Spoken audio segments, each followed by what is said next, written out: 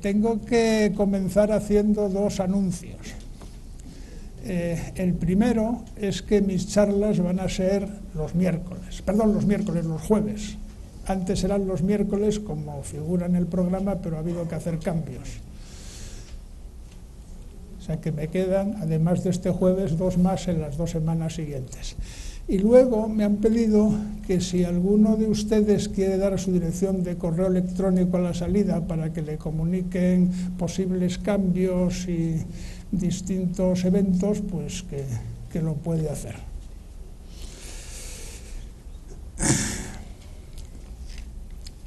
Esta primera charla, titulada de una manera que reconozco que es algo melodramática, La fuerza de la herencia, tiene esta denominación precisamente porque lo que yo quiero hacer aquí hoy es delimitar el alcance de esta fuerza, que es intensa a veces, débil otra, incluso en ciertas ocasiones inexistente.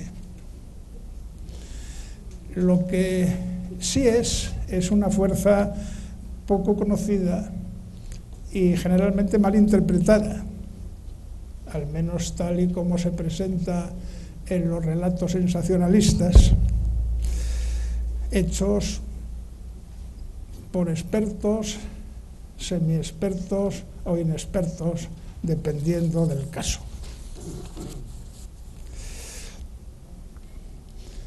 Las investigaciones genéticas desde el principio, desde Mendel,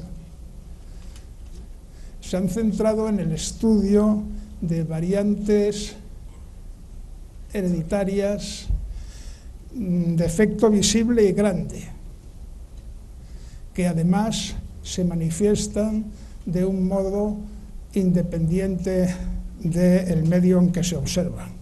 Y la elección de estas variantes genéticas es así, pues para facilitar su observación y para reducir el esfuerzo experimental preciso, que suele ser grande. Y estudiando el comportamiento de estas variantes se han podido establecer muchas cosas. Estudiando los genes que determinan el color o la forma de la semilla del guisante, amarillo o verde, liso o rugoso, empezó Mendel a mediados del siglo XIX, y viendo el color de los ojos de la mosca del vinagre, la drosófila, que puede ser rojo, blanco, anaranjado, marrón, pues se establecieron los principios que se siguen utilizando hoy a fondo, de cartografía genética, de situar los genes en su posición cromosómica, y así sucesivamente. Y estos son los genes con los que uno se enfrenta cuando lee libros de texto de genética. Estos libros de texto, si uno se da cuenta, y calculo que hay veces en que uno no se da cuenta nunca, suelen decir muy poco sobre la herencia de los caracteres que para los que estamos aquí, y calculo que para los de fuera, tienen verdadero interés, que ya no es la herencia del color de los ojos de la drosófila ni el de la semilla del guisante, sino que es la herencia de los caracteres, como puede ser, por ejemplo, en términos inocuos, la estatura, el tiempo invertido en recorrer la carrera 100 metros, la propensión a contraer una determinada enfermedad, el nivel psicológico o intelectual de una persona. De todo esto no encontrarán nada en los libros de genética, pero realmente es lo que ha interesado a la humanidad preocupada por la herencia desde que hay registros escritos. Al estudio de este tipo de características, de este tipo de atributos, es a lo que se dedica la genética cuantitativa, que los estudia cuando se pueden medir, cosa por otra parte lógica, porque si no se pudiera medir su efecto, pues no podríamos hacer gran cosa, y cuando hay variación entre los distintos individuos de una población. Es decir, cuando hay individuos más altos o más bajos,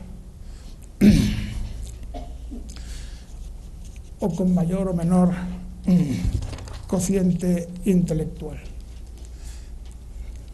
También se llama esta genética cuantitativa la genética de los caracteres complejos, que es el título general de mis charlas, aludiendo a que tienen una base poligénica, determinada no por un gen, sino por muchos, y esta base poligénica es de expresión flexible, es decir, que es susceptible de ser modificada por la acción del ambiente en que se manifieste, a diferencia de los genes de los que hablaba antes, que son de herencia rígida y se comportan siempre de la misma forma, independientemente del medio. El que estos genes de herencia rígida sean indispensables en la investigación puede persuadir a muchos de que esto es una propiedad universal de los genes, cuando en realidad es justo lo contrario. La mayor parte de los genes tienen efectos pequeños sobre casi cualquier carácter. Cada uno de ellos afecta a distintos atributos y su expresión es flexible, depende del medio. Entonces, este paso de la herencia flexible, que es lo común, a la herencia rígida, que es lo que se utiliza en la investigación, es un ejemplo más, cuando no se menciona la herencia flexible, de que los científicos somos muy propensos a creer que lo que observamos en nuestros particulares experimentos es lo único que hay. No voy a negar que los libros generales de texto suelen dedicar un capítulo, generalmente el último, a la herencia de estos caracteres de herencia compleja. Pero la exposición del tema suele resultar incomprensible para el lector, y pienso que algunas veces también para el autor. Y esto se debe en principio a dos razones. Por una parte, la genética cuantitativa no deja de ser un modelo de caja negra, al que la mayoría de los genéticos puros miran por encima del hombro porque no tiene acceso directo a los genes. Por otra parte, sin embargo, goza del prestigio de las materias que se formulan en lenguaje matemático, que para muchos biólogos puros y aplicados es equivalente al hermético. Con todo esto, esta genética de los caracteres complejos proporciona la llave que permite abrir la puerta de la Torre de Marfil, donde la genética se encierra en la tarea de perfeccionarse a sí misma. Abriendo la puerta se puede llegar a la aplicación práctica de la genética, es decir, a la mejora de las producciones animales y vegetales, cuyo éxito a la hora de alimentar a una humanidad que crece vertiginosamente es innegable, y a esto dedicaré la charla del próximo jueves. Y por otra parte, también permite la incorporación de la genética a un escalón científico superior, el del pensamiento evolutivo, que es la idea integradora que da sentido y cohesión a las distintas disciplinas estancas que estudian la vida por separado.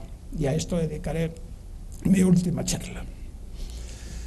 En otras palabras, un manejo adecuado de la caja negra permite una predicción aceptable de la respuesta a la selección artificial y a la natural, algo que no es posible hacer a través del comportamiento de unos genes que hasta hace, por no exagerar, diré 10 años, no eran accesibles. Se suele decir que la genética cuantitativa tiene una validez transitoria, Es decir, es una herramienta estadística que se pretende que dejaría de ser útil en el momento en que podamos acceder al contenido de la caja negra. Algo que muchos genéticos puros suelen situar a la vuelta de la esquina desde hace muchos años, por más que el curso inexorable del tiempo haya pospuesto inexorablemente el cumplimiento de sus vaticinios. Según estas personas, todo quedaría resuelto en el momento en que conozcamos cuántos genes hay detrás de cada carácter, cuántas variantes hay en cada uno de ellos, a ser posible identificados por su secuencia nucleotídica, cuál es el tipo de control génico en los genes estructurales, que son los que codifican proteínas, o en los reguladores, que son los que determinan la velocidad de síntesis del producto, cuál es el tipo de acción génica. Según ellos, el día en que sepamos esto, la genética cuantitativa cesaría de existir. Bueno, ya veremos luego hasta qué punto esto es así. En la última década, esencialmente a partir del 2007, hemos comenzado a entreabrir la caja negra, y con ello hemos empezado a comprender la complejidad intrínseca del fenómeno hereditario que está encerrado en la caja. Por ejemplo, de los 50 genes hasta ahora identificados y comprobados que tienen efectos sobre la estatura, 50 genes solo dan cuenta del 5% de la variación genética que sabemos que existe, y por lo tanto nos queda un 95% de las diferencias genéticas en estatura entre individuos sin explicar. Esto lo que quiere decir es que esta metodología estadística, en la que no me voy a meter, que se está refinando continuamente, va a seguir siendo indispensable durante un tiempo, quizás para largo, porque hacer predicciones basándose en un sustrato de 50 genes, por más que sus propiedades individuales sean conocidas, no parece hoy por hoy alcanzable, al menos a corto plazo.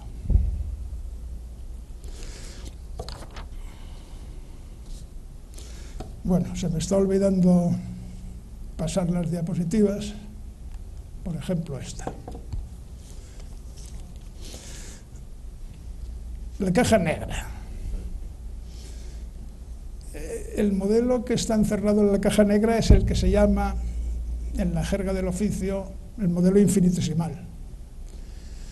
Sencillamente supone que la base genética de cualquier carácter, el que sea, está determinada por la segregación de un número indefinidamente grande de genes con efectos individuales infinitesimales. No infinitos genes, como dicen algunos, porque infinitos genes no caben en un organismo finito, y con efectos muy pequeños. Esta descripción biológicamente es irreal, pero en la práctica es muy útil, como ha pasado en la genética en tantas ocasiones. Es decir, durante los primeros 50 años de la genética se establecieron la forma de transmisión hereditaria, la localización, el modo de acción de lo que Mendel llamó factores y desde 1907 llamamos genes, sin necesidad de conocer su realidad físico-química, que hasta los años 40 y tantos se suponía que era una proteína, pero luego resultó que era el ADN. En otras palabras, no se trata de discutir la corrección formal del modelo. Los modelos no son representaciones a escala reducida de la realidad, no son maquetas. Lo que importa es saber la extensión en que el modelo funciona aceptablemente. Es decir, si predice mejor que cualquier otra propuesta. Y eso sí que pasa.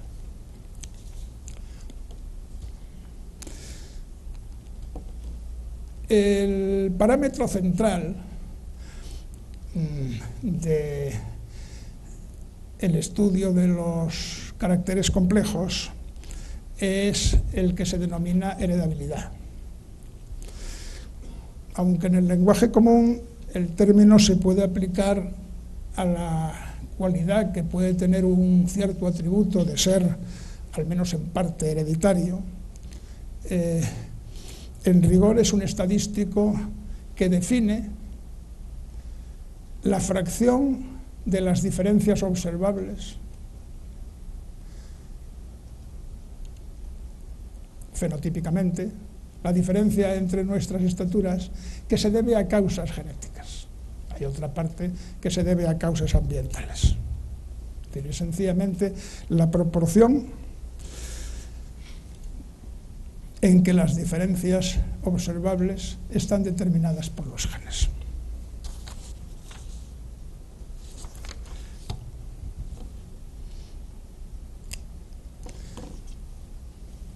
Tradicionalmente, las heredabilidades de los distintos caracteres se estimaban a través de medidas del grado de parecido, para el carácter que fuera, de individuos emparentados. Los parientes que se utilizan son parientes próximos, padres, hijos o hermanos, a veces medios hermanos, porque los parentescos lejanos no son útiles. Es verdad que la definición de pariente de uno es que uno comparte genes con esos parientes, pero mientras más lejanos sean, menos genes comparten, y por lo tanto la información sobre mis genes contenida en el genoma de parientes lejanos es muy pequeña, y por otra parte el utilizar ese tipo de información lleva consigo errores estadísticos considerables. Este tipo de procedimiento, la utilización del parecido de parientes para estimar heredabilidades, tiene sus problemas. Sus problemas que se pueden solventar con facilidad si uno se dedica a estudiar la herencia de los caracteres cuantitativos en animales domésticos y plantas cultivadas, porque ahí se puede manipular el ambiente. En nuestra especie la cosa se complica mucho.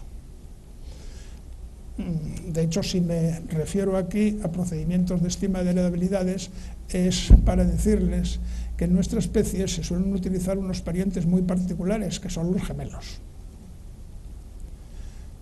Los gemelos monocigóticos, que en principio son genéticamente idénticos, y los dos individuos de cada pareja solo difieren entre sí por razones ambientales. Eliminar el parecido debido al ambiente en parejas de gemelos es muy, muy difícil.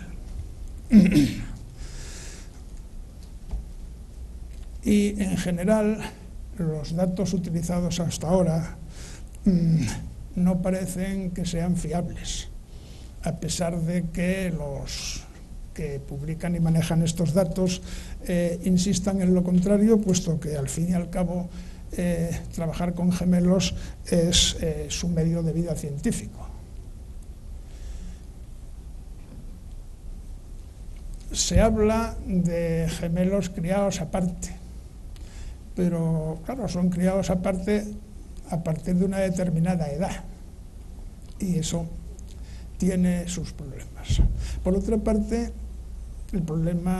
otro problema añadido es que los gemelos son dos, no son más, y por lo tanto, para estimar las diferencias genéticas cuantificadas como una varianza, se necesitan al menos dos datos, pero generalmente es aconsejable tener muchos más. Aquí no hay más que dos, y uno se tiene que conformar con eso, y eso lleva consigo el que las estimas que se obtengan a través de datos de gemelos tienen un error estadístico muy considerable.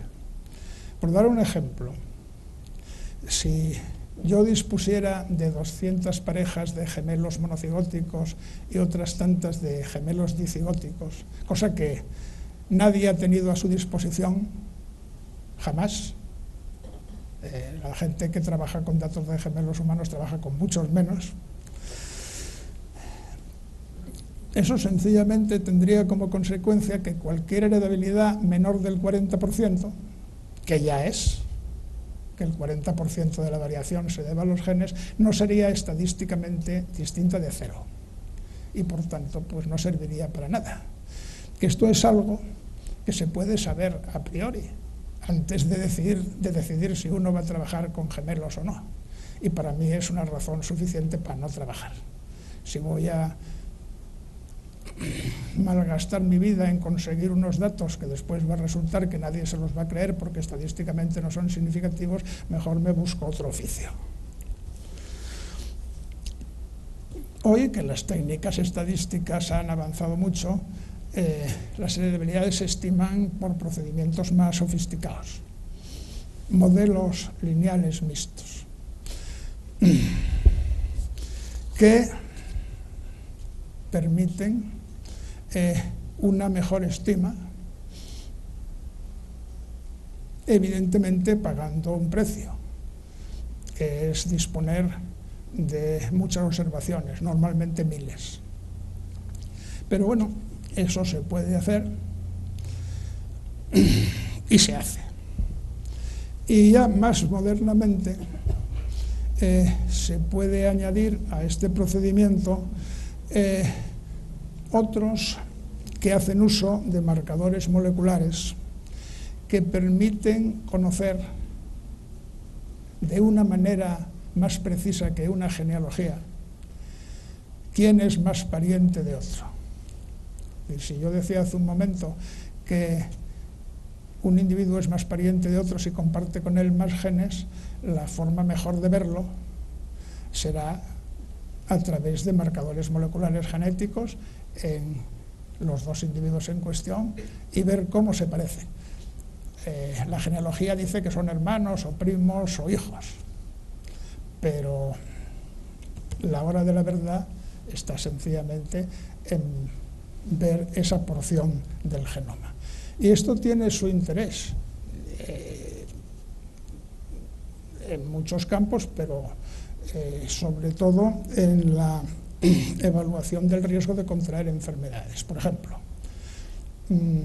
los hermanos, hijos del mismo padre y la misma madre, comparten de promedio, pero solo de promedio, la mitad de sus genes. Pero en realidad el número de genes que comparten o el porcentaje de genes que comparten es una variable que va entre 0 y el 100%. Es decir, es posible que dos hermanos, aunque no sean gemelos, sean genéticamente idénticos o que difieran en todos sus genes. Reconozco que es altamente improbable, pero puede pasar. Pero en el número de hermanos por familia que se suele dar, por ejemplo, en la Unión Europea, el porcentaje de genes que comparten los hermanos oscila entre el 40 y el 60%. Es decir, que hay hermanos que son más hermanos que otros y otros que lo son menos, aunque genéticamente hablando, aunque genealógicamente todos son igual de hermanos y a efectos de la herencia testamentaria también son iguales, pero de la herencia biológica no.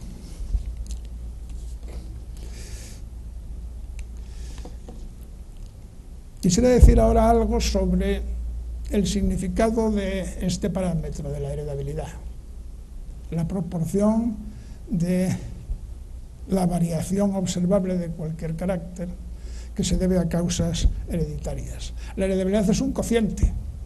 El numerador es la variación genética y el denominador la variación fenotípica. Y los cocientes suelen tener mucho hierro dentro. Por una parte, una heredabilidad elevada no tiene por qué implicar una determinación genética fuerte, puesto que esa determinación genética se debe a genes que son susceptibles a la acción del medio. Por ejemplo, la heredabilidad de la estatura en poblaciones humanas es muy alta, digamos algo entre el 60 y el 80% de las diferencias observables se deben a los genes. Pero la estatura media de las poblaciones históricamente está aumentando y aumentando mucho, como consecuencia de las mejoras introducidas, digamos, en los últimos, por decir algo, en el último siglo, en sanidad y en nutrición. A finales del siglo XIX, los blancos, por llamarlos de alguna manera, más altos eran los norteamericanos. Y de promedio medían 9 centímetros más que los holandeses. Hoy hay muchas naciones europeas que superan en estatura promedio a los norteamericanos y los holandeses son 5 centímetros más altos. Bueno, eso es lo que quiere decir que una heredabilidad alta, que podría ser del 80%, no quiere decir que la determinación del carácter no pueda modificarse por intervenciones externas. Por otra parte, la heredabilidad no contiene ninguna información sobre el número de genes implicados ni sobre la magnitud de sus efectos. Una heredabilidad puede deberse a la segregación de un solo gen o a lo de muchos. No dice nada sobre esto.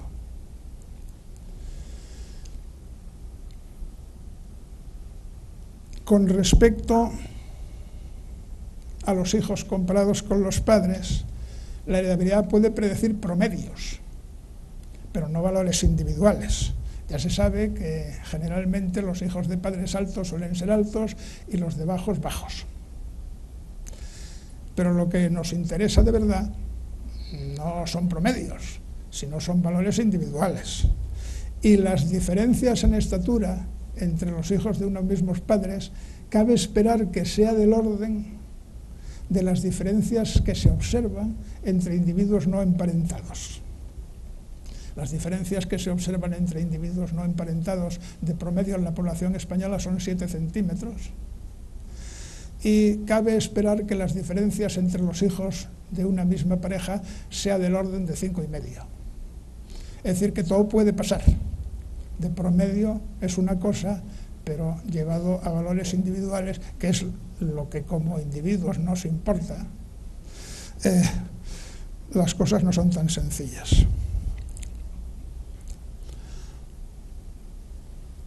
Hay una cosa que sí sabemos empíricamente de las heredabilidades, que es la de que aquellos rasgos ligados a la supervivencia, el éxito en el apareamiento y la fecundidad en cualquier especie suelen ser considerablemente menores que las que están ligadas o las que refieren a caracteres de tipo morfológico.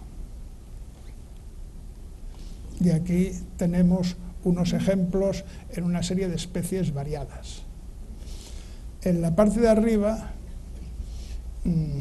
hay unas barras verdes, la escala está abajo, va de 0 al 90%, o de 0 a 0,9, da lo mismo, de caracteres morfológicos en moscas del vinagre, en Drosophila, en Daphnia, que es un crustáceo planctónico, en salmón, en aves al por mayor, en especies animales también al por mayor en condiciones naturales, en vacuno y las últimas en humanos.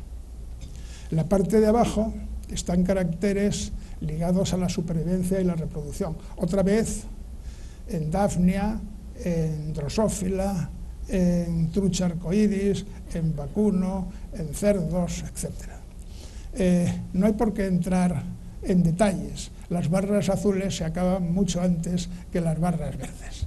Las heredabilidades superiores, que están medidas por la longitud de la barra, son mayores que las inferiores. Los caracteres ligados a la fecundidad y la viabilidad tienen una mayor heredabilidad que los caracteres morfológicos, que tienen poco que ver con estos. ¿Para qué sirven las heredabilidades? Bueno, decía antes, y eso es bastante importante, para predecir la respuesta a la selección natural, es decir, para obtener por vía genética mejores producciones en plantas y animales, o para predecir la respuesta a la selección natural, que es la fuerza fundamental de la evolución. La salida de la genética pura a los campos aplicados o a la integración en el pensamiento biológico superior. Por otra parte, la magnitud de la heredabilidad determina la eficiencia de los procedimientos modernos de rastreo de genes mediante técnicas moleculares. Mientras más alta sea la heredabilidad de aquel carácter cuyos genes se quieren detectar, más fácil será hacerlo. Y por último, que al fin y al cabo es otro carácter, permite cuantificar el riesgo de contraer enfermedades.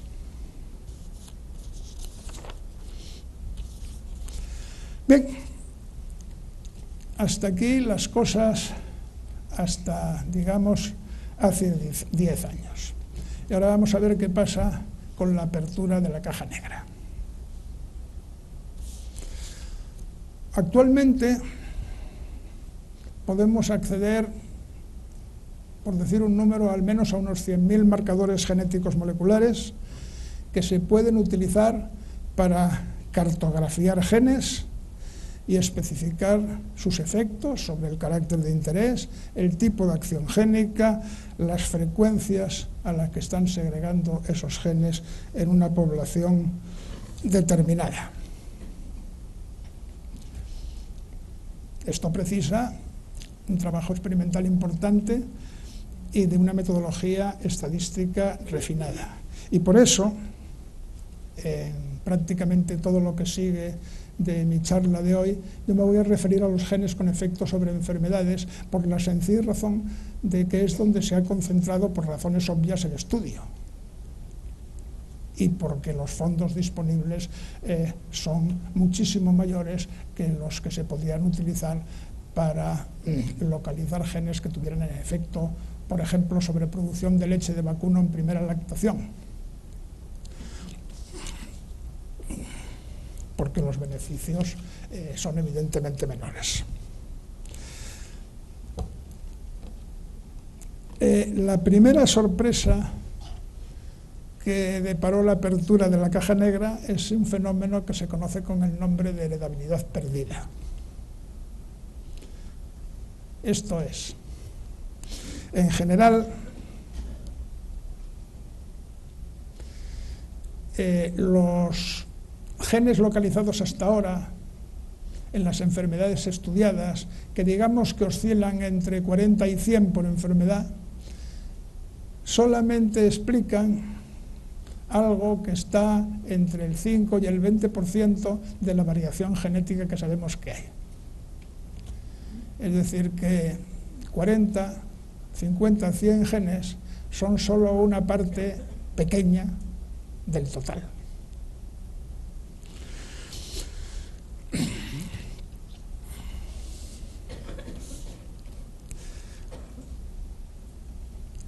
Esta cartografía genética, compuesta a través de marcadores genéticos moleculares, precisa, por un lado, disponer de un número elevado de marcadores, digamos al menos decenas de miles, que eso se puede hacer, y grandes conjuntos de datos individuales para establecer los efectos de la enfermedad que se está estudiando con un error aceptable. Quizás merezca la pena decir que lo que detectan estos análisis no son precisamente genes, en el sentido tradicional de unidad de información hereditaria, sino que son segmentos del genoma en el que el gen de que estamos hablando está incluido y que es posible reducir ese segmento más y más a medida que el trabajo invertido aumenta, a medida que hay más datos y más marcadores. Esto se hace hoy de una manera automatizada y ha permitido el acceso a unos 2.500 genes, y es un trabajo que se ha hecho todo en los últimos 10 años, asociados significativamente a una o más enfermedades, y el número de variantes genéticas detectadas está íntimamente correlacionado con el esfuerzo puesto en la operación, es decir, con el tamaño de la muestra de individuos estudiados.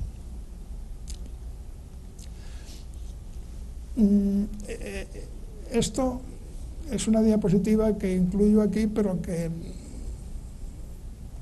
pienso que podría estar subvencionada por el Colegio de Oculistas. Pero sencillamente de lo que se trata es de ver que para un buen número de enfermedades, diabetes de tipo 2, obesidad, enfermedad de Crohn, colitis ulcerosa, esclerosis múltiple, artritis reumatoide, esquizofrenia, cáncer de mama, etc., las heredabilidades de esas enfermedades son relativamente altas. Depende de la estima, pero digamos de un orden promedio del 60%. Y las heredabilidades explicadas por los genes que se han podido detectar con efectos sobre cada una de estas enfermedades, que ya digo que oscilan entre 40 y 100, son del orden más o menos entre el 5 y el 10%. Es decir, que podemos explicar el 10% de lo que sabemos que hay, pero que hasta ahora no hemos podido atribuir a genes concretos. Y esto es así porque el procedimiento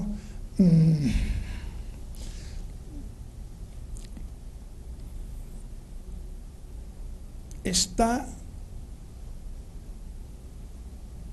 determinado de modo y manera que las asociaciones que se detecten sean robustas. Es decir, que cuando uno dice aquí está un gen con efectos sobre diabetes, realmente esté con una alta probabilidad. Es decir, minimizando el número de falsos positivos, minimizando el número de veces en que uno dice aquí hay un gen y resulta que no está, porque la precisión del análisis no ha sido suficiente. Pero claro, minimizar el número de falsos positivos lleva consigo inexorablemente incrementar el número de falsos negativos. Es decir, aumenta el número de veces en que uno dice aquí no hay gen y sí está. Por esa razón, los genes que se detectan con precisión son los que tienen efectos relativamente grandes. Dentro de un momento veremos lo que quiero decir por relativamente grandes. Los que tienen efectos menores pasan desapercibidos en el análisis. Por dar un ejemplo inocuo, en muestras, digamos, de unos 10.000 individuos, se han detectado con mucha precisión 50 variantes genéticas, 50 genes que afectan a la estatura. Digo con precisión porque su existencia se ha comprobado no solo en un estudio, sino en múltiples estudios.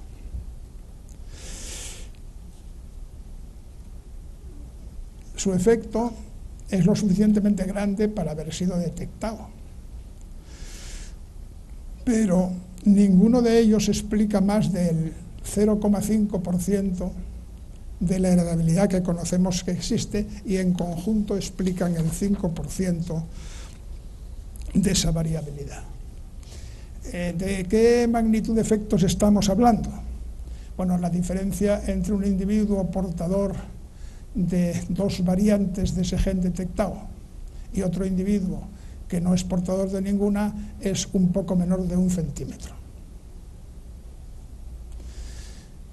Si uno no quiere ser tan exigente y hablar solamente de los 50 genes que se ha comprobado repetidamente que tienen efectos sobre estatura, sino que coge todos los estudios publicados hasta ahora donde alguien ha dicho que hay un gen o varios que tienen efectos sobre la estatura, entonces en vez de hablar de 50 variantes, estamos hablando, en el último metaanálisis que yo conozco, de 679 genes estudiados en 79 artículos diferentes en algo más de 250.000 individuos. De todas maneras, si damos todo esto por bueno, esas 679 variantes no explican más que el 16% de la heredabilidad. El 84% restante hay que adjudicárselo a genes que no son esos. Es decir, que detrás de un carácter hay muchos genes, quizás miles, con distintos efectos, pero en general todos pequeños, aunque dentro de lo pequeño, unos más pequeños que otros.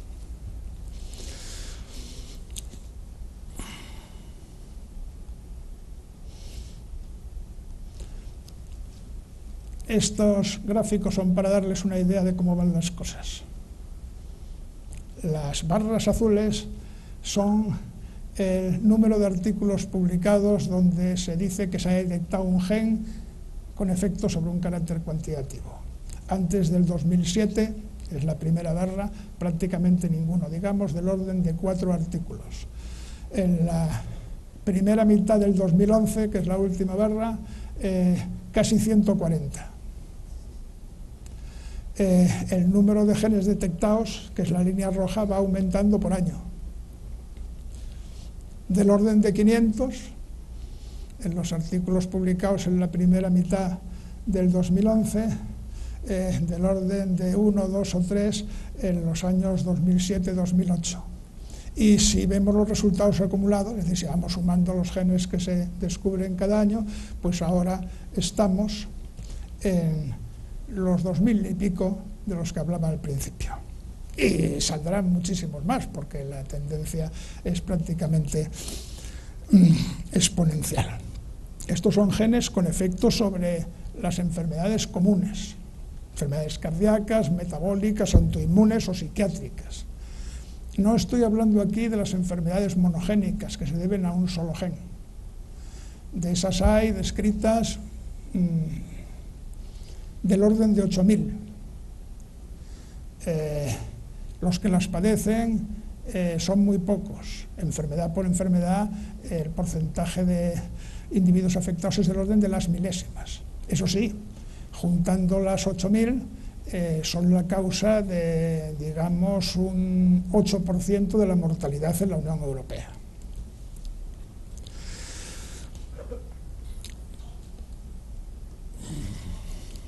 Este otro gráfico y el siguiente es para que vean la importancia que tiene, que por otro lado yo diría que es obvio, el esfuerzo a la hora de detectar genes.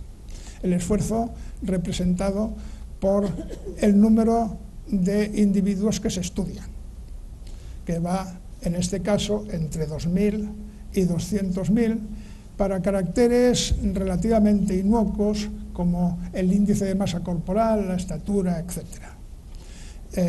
A medida que el número de individuos estudiados crece, a medida que vamos hacia la derecha, el número de genes detectados está más y más arriba, del orden de casi 100 cuando se estudiaban 200.000 individuos, del orden de 10 cuando solamente se estudiaban 20.000.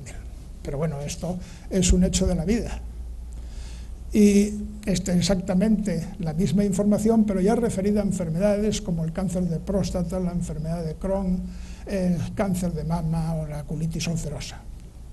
Más esfuerzo, el extremo de la derecha, 100.000 individuos estudiados, pues un número de genes, digamos, entre 50 y 100. Con 10.000, pues del orden de 8.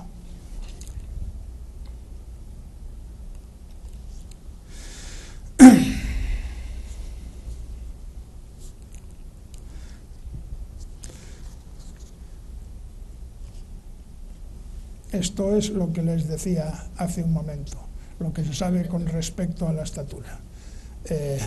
50 variantes validadas, con efecto relativamente pequeño, pero no despreciable, 0,8 centímetros de diferencia entre los portadores de la variante detectada en dosis doble y los individuos que no portan esa variante. Explican el 5% de una heredabilidad que está entre el 60 y el 80%, las 679 variantes explican el 16% de la variabilidad, debe de haber muchos más genes.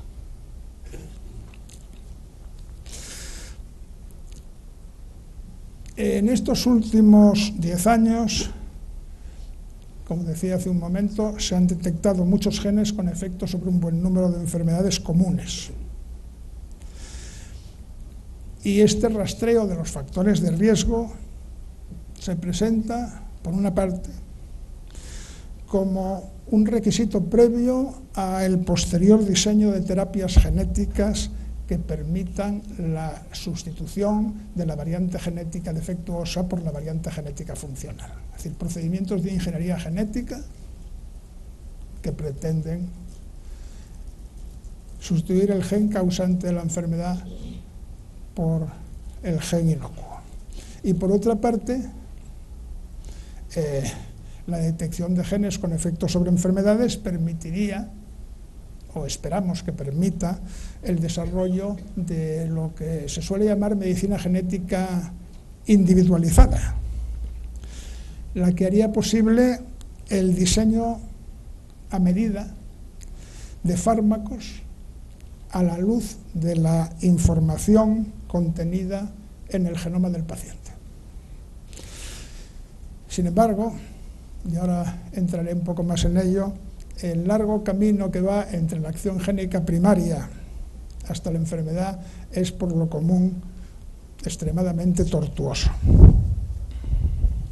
Por un lado está el número de genes implicados en la expresión de un determinado síndrome, que ya digo, y he insistido en eso, que puede ser muy elevado, se suele ser muy elevado.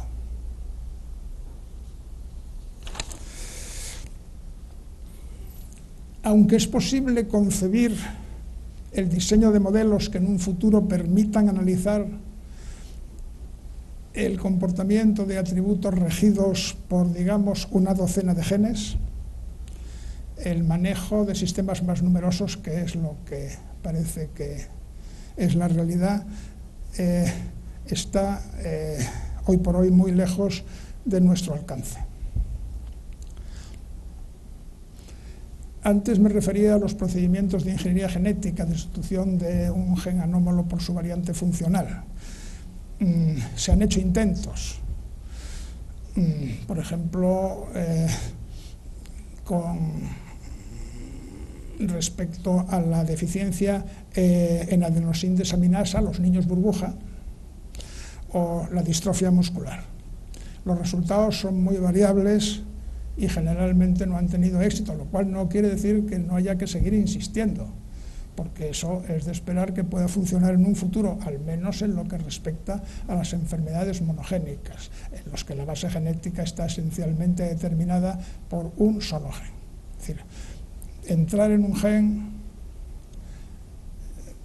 parece más factible en un futuro que entrar en 40.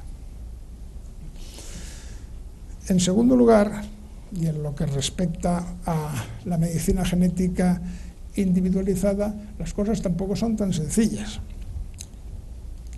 Por mucho que el daño genético sea conocido, la información contenida en la secuencia de bases del gen correspondiente, suponiendo una enfermedad monogénica, puede no aportar sugerencias sobre el tratamiento de la enfermedad correspondiente. Y eso hasta ahora normalmente ha sido así, aunque hay algunos casos en que sí que ha proporcionado información. Por ejemplo, la fibrosis cística es una dolencia que sufren aproximadamente 1 de cada 3.000 europeos recién nacidos. La presencia del gen defectuoso se puede detectar en el feto. La terapia genética tipo ingeniería aún no es factible. Y la actuación se reduce a proporcionar consejo genético a los padres portadores, a priori, o a aconsejar la interrupción voluntaria del embarazo si el descendiente ya está en camino. Sin embargo, hay casos en que el potencial de estos genes recientemente descubiertos ha podido utilizarse como dianas terapéuticas. Muy pocos casos, pero existen. Por ejemplo, hay unas asociaciones entre la autofagia celular y la enfermedad de Crohn, entre el sistema del antígeno leucocitario humano y la artritis reumatoide. Y por lo tanto, estas son cosas que hay que seguir intentando.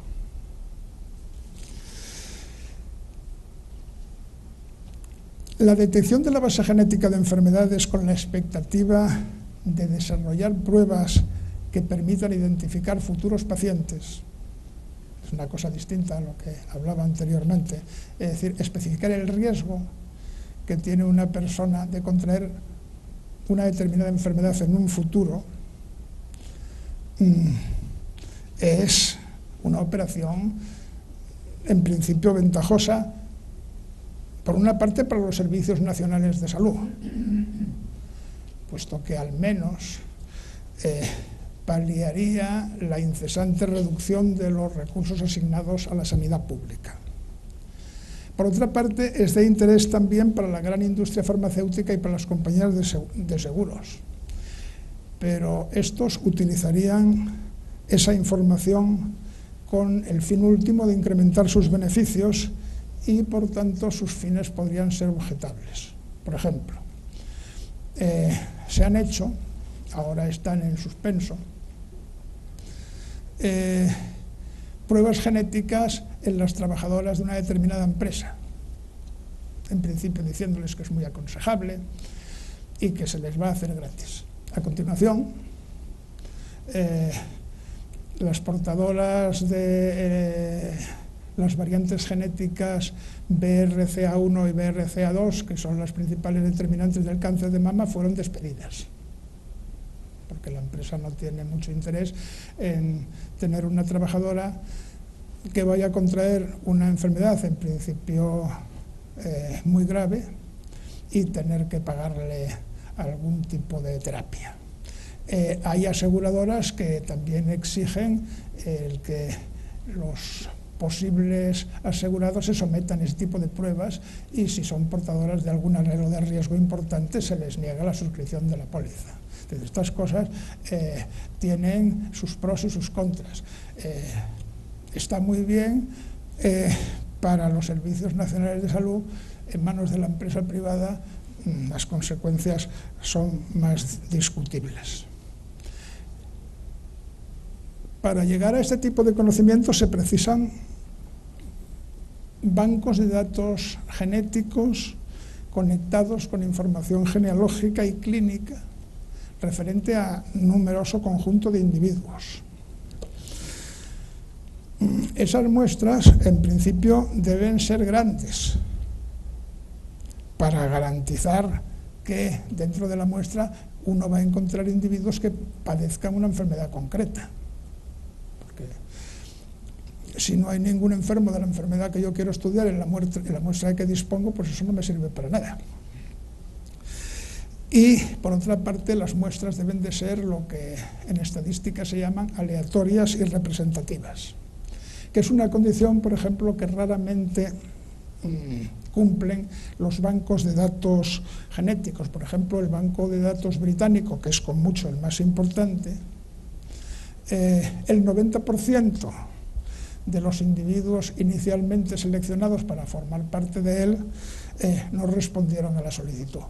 Entonces eso difícilmente va a ser aleatorio y representativo de la población británica en general.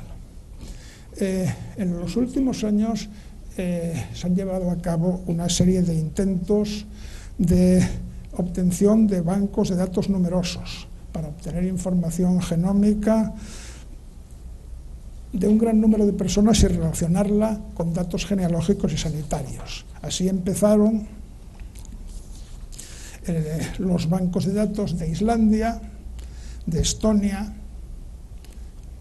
que son países con muy poca gente y con servicios sanitarios que funcionan bien. Entonces, en la población islandesa, que debe de ser del orden de 300.000 personas, hay datos de todos. El banco sueco y el canadiense, Los suecos y los canadienses son más, digamos 10 millones en el caso de los suecos, no todos están incluidos en el banco, los canadienses 35 millones. Estos 4 bancos, bueno, los 3 primeros han fracasado y el banco canadiense sobrevive con graves dificultades, por razones varias. Por razones varias que en principio son muy razonables para el ciudadano, pero no tan razonables para la empresa que pretende obtener un beneficio económico de ese banco de datos. Por una parte, se exige el consentimiento individual previo para no poner en peligro la redacción confidencial médico-paciente. Por otro lado, los participantes en el banco quieren que se proteja su identidad, lo cual basta con leer los periódicos para tener una idea de que la criptografía informática tiene sus deficiencias. Y por otra parte, los gobiernos suelen tratar de incluir cláusulas impeditivas de la venta de datos, lo cual, claro, para las empresas pues es catastrófico. El poner estas condiciones pues resultó en que la viabilidad económica de estas operaciones fuera tan pequeña que las empresas promotoras acabaron abandonando. Sin embargo, el Banco Británico, que es mucho más importante, está funcionando y está funcionando muy bien. Se empezaron a recolectar datos el año 95, 1995, la recolección de información acabó el 2012 tras una inversión de 12.000 millones de libras. Es un esfuerzo muy importante, pero que ha permitido hasta ahora la identificación de unos 1.200 genes relacionados con enfermedades comunes. Solamente en unos pocos casos esta identificación ha resultado ser de utilidad clínica, pero lo ha sido en alguno. Y así se puede tratar ahora con mayores expectativas de éxito la hepatitis C, por ejemplo, o predecir la degeneración macular a una edad avanzada.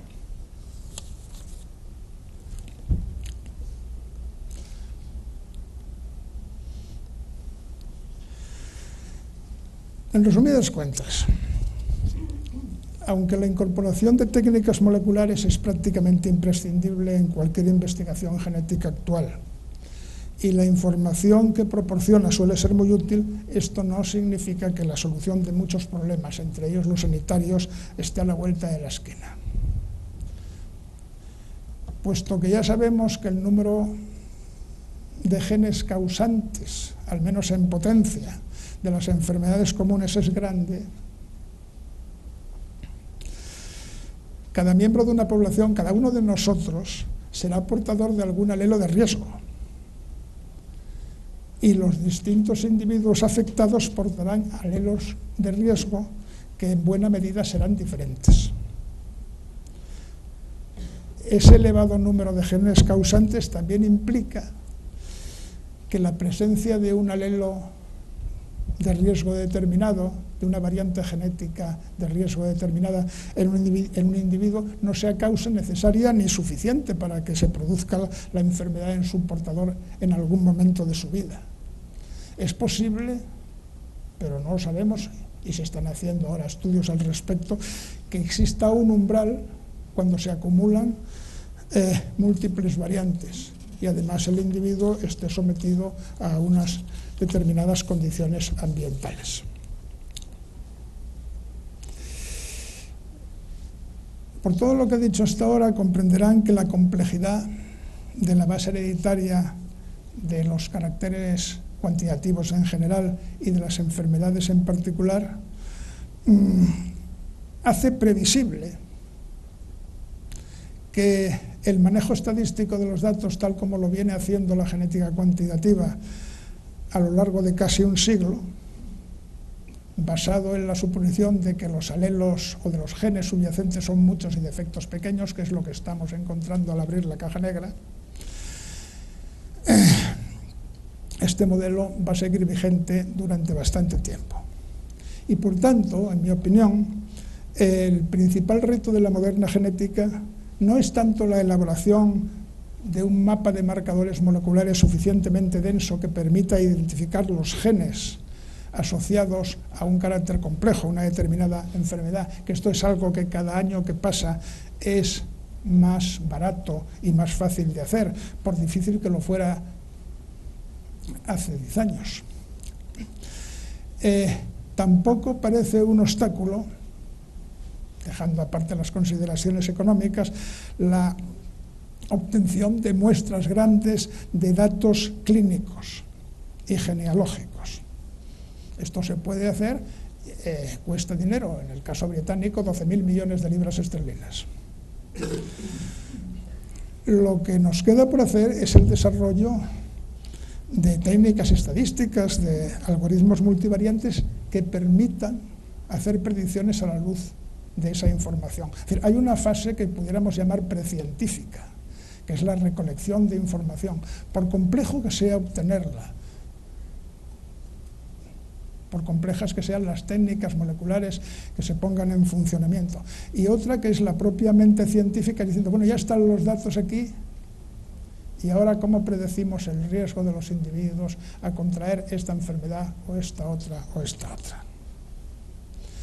Y por último, y con esto termino, no todo está en unos genes a los que la literatura sensacionalista suele atribuir poderes omnímodos. Por el contrario, la base genética hereditaria de una enfermedad puede ser débil. Y aunque se conocieran todos los genes implicados, los principales causantes del riesgo serían factores ambientales como la dieta, el ejercicio, la adicción al tabaco y otros muchos cuya oportuna corrección determinaría la terapia pertinente. Bien, esto es todo. Eso sí,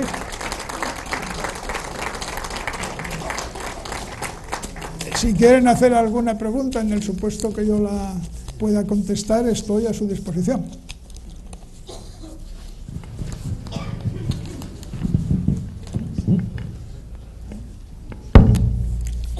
Buenas tardes, enhorabuena. Quería preguntarle, no sé si en los próximos jueves va a tratar de esto. Bueno, de esto exactamente no. No, de lo que yo le voy a preguntar, ¿no? Es sobre el verbo editar, parece una cosa lingüística, ¿no? Pero que según la DRAE tiene muchas acepciones.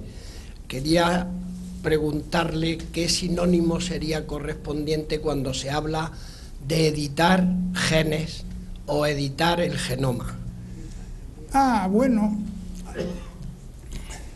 el genoma esencialmente es el conjunto escrito de los 3.000 millones de bases que componen la información hereditaria. ¿Qué parte de eso son genes y qué parte no son genes? Depende muchísimo de cómo defina uno un gen. Si un gen es el codificador de una proteína, pues digamos que del orden del 10% de nuestro genoma hace eso. El restante 90% no sabemos muy bien lo que hace.